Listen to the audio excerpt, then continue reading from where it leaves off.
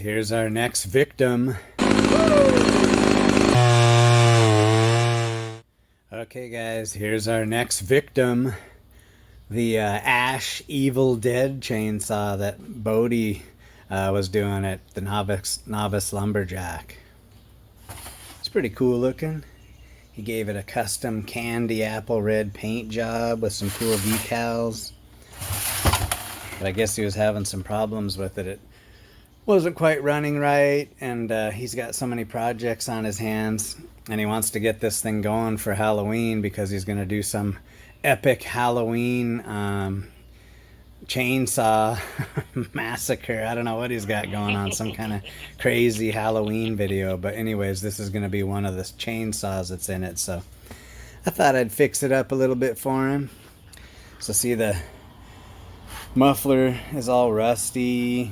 The top cover, I'll paint that, make it look better, paint it black. And then it needs a real dog spike on it.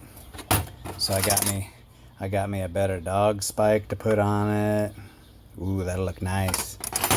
The bar plates were shot on this thing too, so I found some decent bar plates.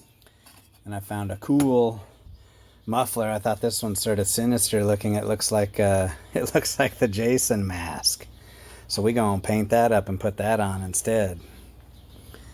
And then I also noticed that it has a Zama carb on it, which I've never seen a Zama carb on an XL12, so I don't know if it's aftermarket or what. So I dug up an SDC just in case. So anyways, let's get into this thing, see what kind of issues she has. Okay guys, let's take a look at this thing. Okay, so first thing I want to do is see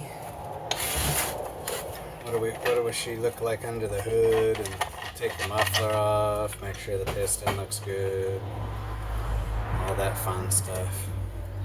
Yeah, see, it's weird, it's got a Zama carb. I never seen a Zama carb on an XL12, and it looks like it's fairly new, so I'm wondering if that's like an aftermarket one or not. But anyways, we'll try it out, see how it goes. And then, what else? Oh, let's take a look at the muffler. Take a look at the piston.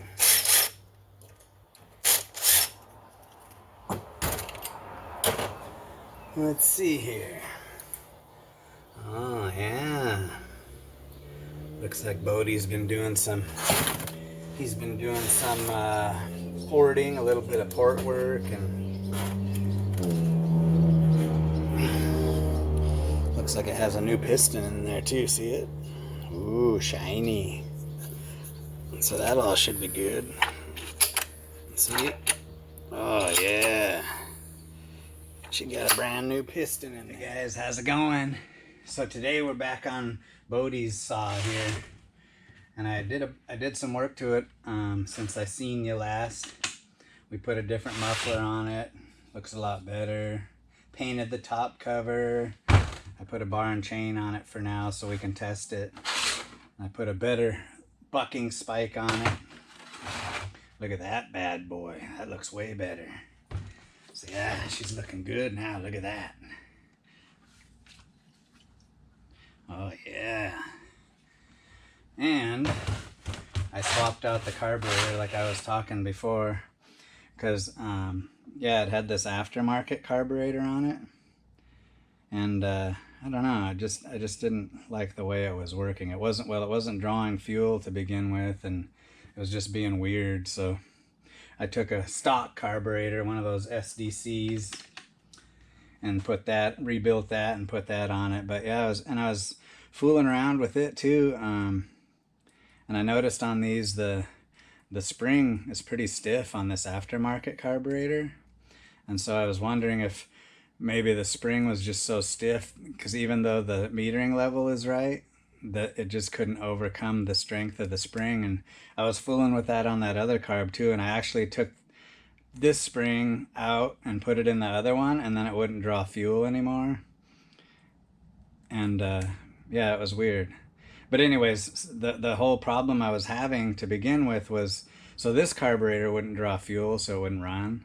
And then I put that other carburetor on, and I set the metering level height just like it's supposed to be, just level with the body. and it kept flooding out. It would sit there and just dribble fuel into the carburetor while it was sitting. And so then that's when I started fooling with springs, and then I put the spring out of this one in there because I thought, well, maybe the spring's too weak and it's not allowing it to shut.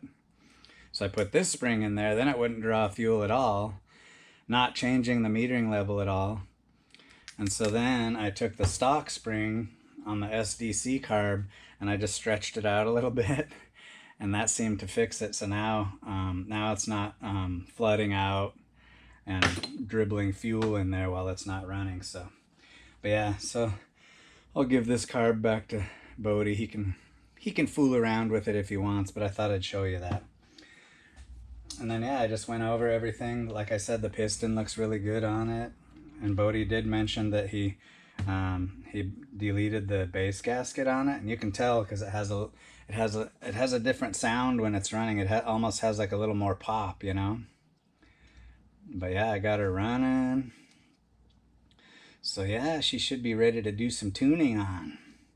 So basically, really, I think the only problem was basically just this carburetor, and one of the gaskets was a little funky. One of the gaskets between the carburetor and the plastic manifold. I think maybe one of the impulse line holes was a little bit partially blocked. So anyways, just thought I'd show you that. I had some more footage of me working on this, but somehow it got deleted. So we're just gonna skip to this part. So anyways, that's the deal with that carb. So yeah, now she's running. Check this out.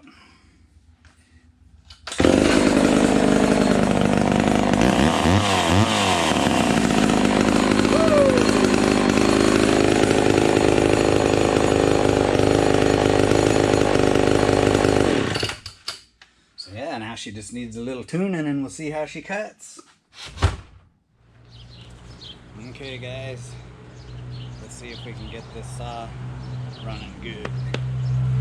It's like hot today. It's gonna be 100 degrees here this afternoon. So I thought I'd try and knock this out before it gets too hot. So let's do it. Fire up old Betsy.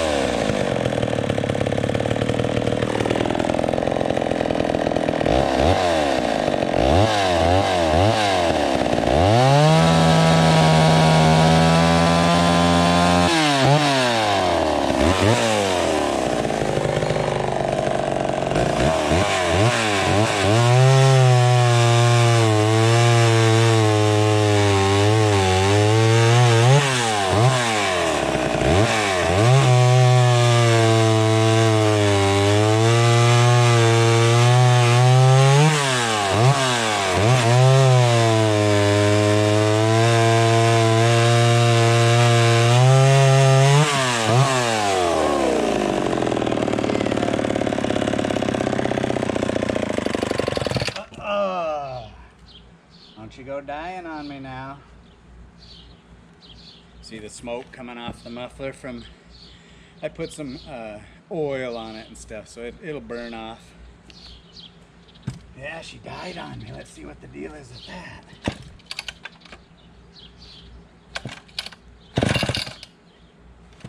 Come on.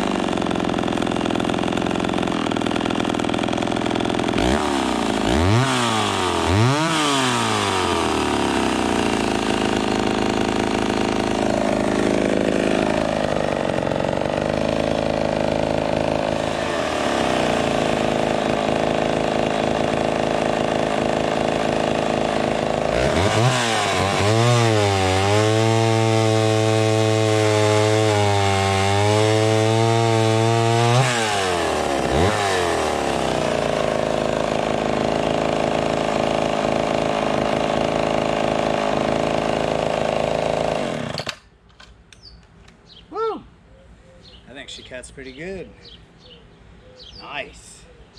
She's gonna be ready for her battle on Halloween. Let's see if she fires up again. Oh.